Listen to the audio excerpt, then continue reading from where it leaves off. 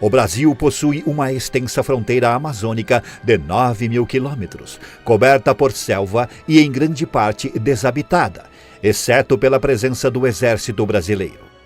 Há 3 décadas atrás, ocorreu um ataque às margens do rio Traíra, na fronteira entre o Brasil e a Colômbia.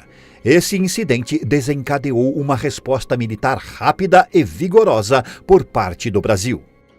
Antes de nos aprofundarmos no assunto, inscreva-se no nosso canal para nos ajudar nesse novo projeto aqui no YouTube. Uma pequena base militar próxima ao rio Traíra estava prestes a se tornar o centro de um episódio marcante. Na madrugada de 26 de fevereiro de 1991, um isolado destacamento do Exército Brasileiro, composto por 17 militares liderados pelo tenente Frederico de Freitas, estava posicionado em uma praia às margens do rio Traíra. Essa área era disputada por garimpeiros clandestinos, incluindo brasileiros e principalmente colombianos, que atravessavam o rio em busca de ouro em território brasileiro. A empresa mineradora Paranapanema, que possuía direitos de exploração comercial concedidos pelo governo brasileiro, havia abandonado a região, deixando as minas desguarnecidas. Isso chamou a atenção dos garimpeiros ilegais, o que levou o Exército Brasileiro a planejar e executar a Operação Jatuarana em 1990, com o objetivo de ocupar, vasculhar e limpar a área. Assim, o destacamento Traíra foi estabelecido como um posto avançado, localizado cerca de 100 quilômetros ao norte de Vila Bittencourt, um pequeno vilarejo na margem oriental do rio Japurá. A base foi construída com materiais encontrados no próprio local, contendo um refeitório e um dormitório feitos de madeira, com teto de lona azul. Torres de vigia e pequenas trincheiras foram erguidas para proteger os edifícios e posicionar metralhadoras. Apesar de isolado, o destacamento Traíra já estava mostrando resultados práticos, interrompendo atividades ilegais e detendo garimpeiros. Isso causou prejuízos significativos para as Forças Armadas Revolucionárias da Colômbia, FARC. Uma guerrilha marxista fundada em 1964 com o objetivo de tomar o poder na Colômbia e estabelecer um regime socialista. Com o crescimento do tráfico de cocaína colombiana a partir de 1982, as FARC se transformaram em um exército regular, realizando ataques em larga escala contra o exército colombiano e outras forças de segurança. A guerrilha recorria à extorsão e sequestros de militares e civis, causando pânico no país. Em dezembro de 1990, o governo colombiano autorizou uma grande ofensiva contra as FARC, resultando na tomada de 4 importantes centros operacionais da guerrilha. Essa ação representou um golpe duro para as FARC, que agora estavam desesperadas para garantir suas fontes de financiamento. A região de fronteira com o Brasil, onde se encontrava o destacamento Traíra, era uma preocupação para as FARC. A coordenadora guerrilheira Simón Bolívar, CGSB, composta por ex-guerrilheiros, recebeu a missão de eliminar o destacamento brasileiro. O grupo era composto por 40 homens e liderado por 2 mulheres colombianas que já haviam sido detidas na base de Traíra. No dia do ataque, 2 garimpeiros colombianos e 3 soldados brasileiros estavam fora da base coletando lenha. Enquanto os soldados se reuniam no refeitório para almoçar, os guerrilheiros atacaram.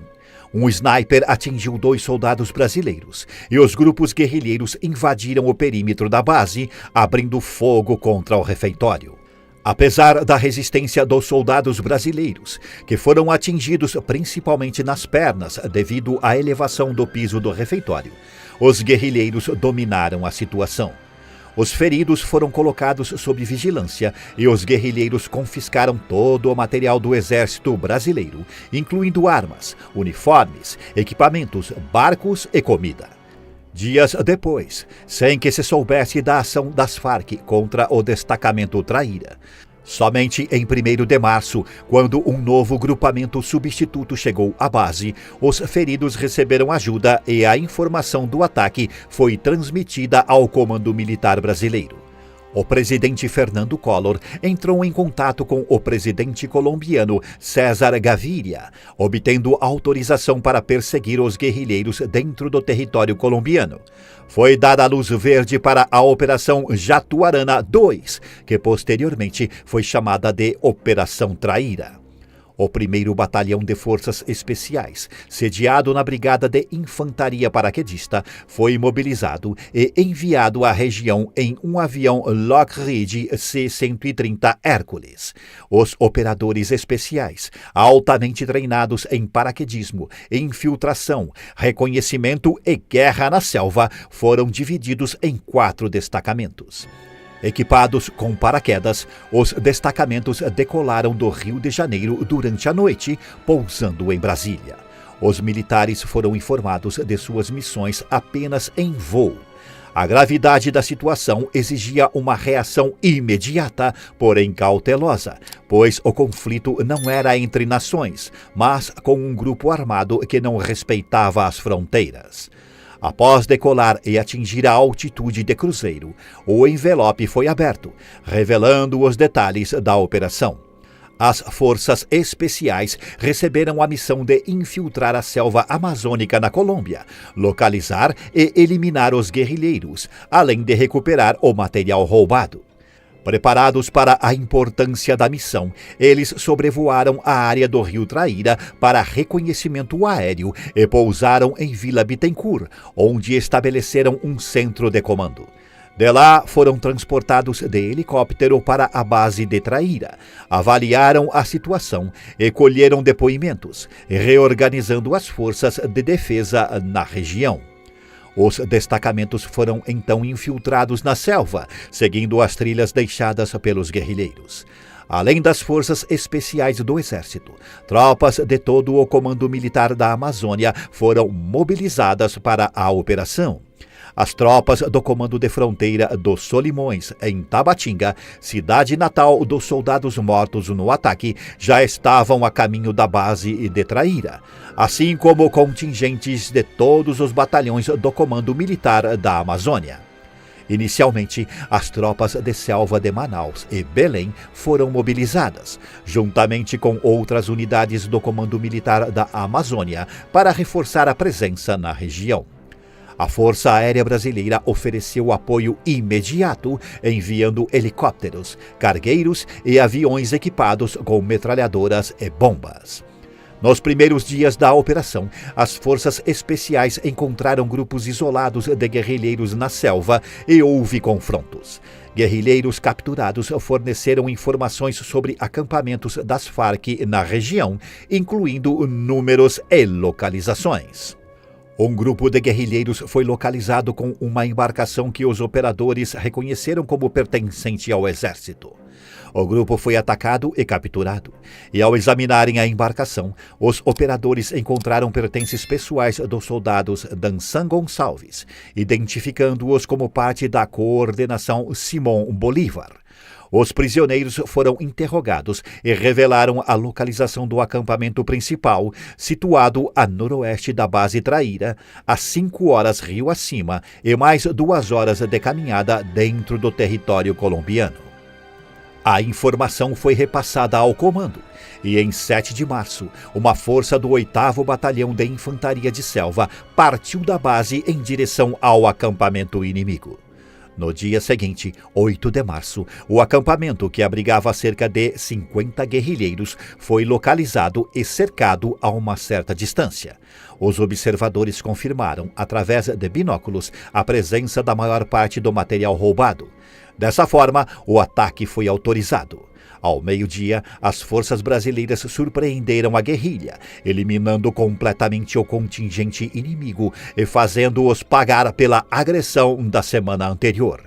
A maior parte do material roubado foi recuperada e levada de volta à base, e não houve baixas brasileiras durante a ação. No dia seguinte, em Vila Bittencourt, foi realizada uma conferência entre os comandos brasileiro e colombiano, onde ficou acordado que a operação continuaria com o objetivo de eliminar completamente a presença das Farc na região de fronteira. O plano incluía a ação do batalhão colombiano Bejarán, sediado em Traíra, para atuar como barreira ao norte, impedindo a fuga das guerrilhas por aquela região. O governo colombiano, pressionado pelo complicado cenário interno, que envolvia o combate simultâneo às Farc e ao narcotráfico, incluindo o cartel de Pablo Escobar, viu com bons olhos a intervenção brasileira contra a guerrilha e cooperou plenamente com as intenções do governo brasileiro. Durante o mês de abril, as forças especiais conseguiram localizar a maior base da guerrilha na região. Em 18 de abril, os destacamentos foram inseridos na selva por meio de helicópteros e iniciaram a infiltração pela selva. Em 20 de abril de 1991, durante a Operação Traíra, os destacamentos brasileiros se aproximaram de uma base guerrilheira na fronteira com a Colômbia. Uma missão de reconhecimento confirmou a presença de guerrilheiros e reféns na base. No entanto, a presença de mulheres e crianças levou o comando brasileiro a cancelar o ataque, deixando a responsabilidade nas mãos do exército colombiano. As forças especiais foram retiradas da selva em 22 de abril, marcando o sucesso da operação.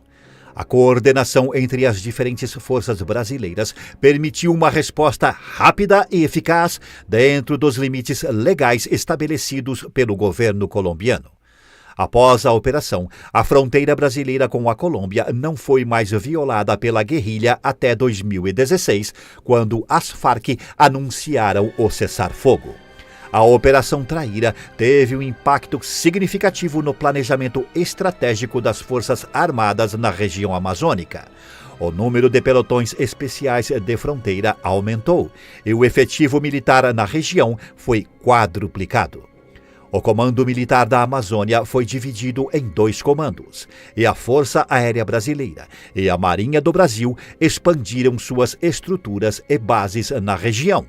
A operação se tornou um exemplo moderno de operações especiais em ambientes de selva, sendo estudada por academias militares ao redor do mundo.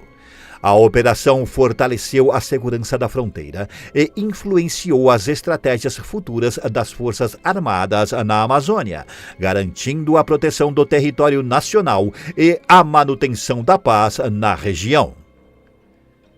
Esse foi mais um vídeo do nosso canal. Comente aí abaixo o que achou sobre o nosso vídeo e inscreva-se para nos ajudar nesse novo projeto aqui no YouTube.